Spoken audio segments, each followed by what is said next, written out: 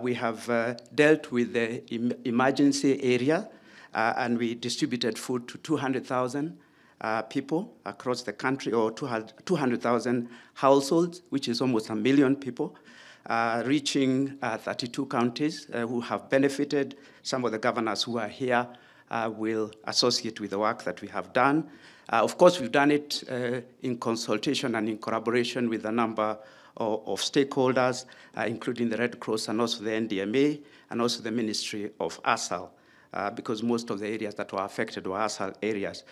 We have now pivoted into the area of water management and infrastructure through this partnership with the KDF and the Ministry of Defense, assessed about 500 boreholes, prioritized 360 boreholes across the country, which need repairs, some of them very minor repairs, but also others some significant repairs. We are continuing now we are commencing the work, or at least have started to commence the work, and given El Nino, we'll prioritize those areas that are low risk, El Nino counties, but also ensure that we complete them as quickly as possible in anticipation of what impact El Nino will have.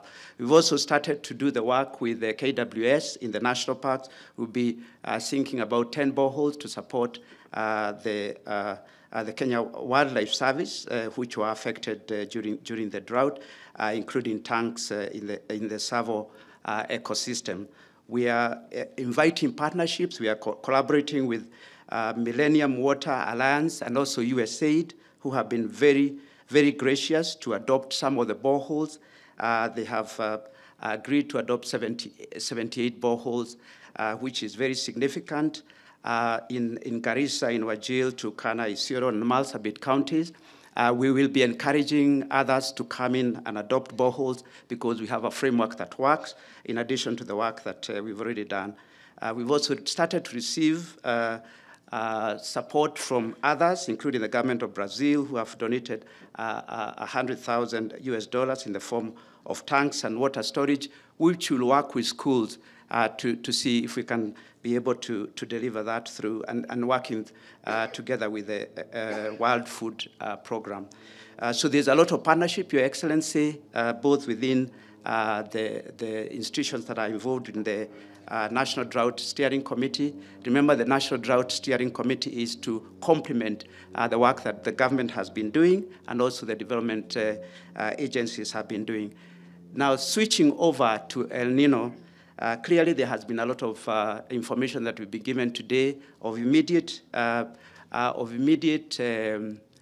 interest to us, both as CEO of Safaricom, but also some of the members of the steering committee, including the Media Association. We are happy to support with respect to early warning, communication, sensitizing, working in particular with the relevant ministries, particularly the CS ASAL. We have a lot of experience in this area, especially having dealt with, as the head of Red Cross has said, having dealt with this in the past in various parts of the country. The second area that we need to think about is the water management aspect, and that's why we will continue with the borehole project, which is a very critical enabler of both preserving water going forward, but also ensuring that we deal with the consequence beyond El Nino, because we know that drought will continue to be a major challenge in the future.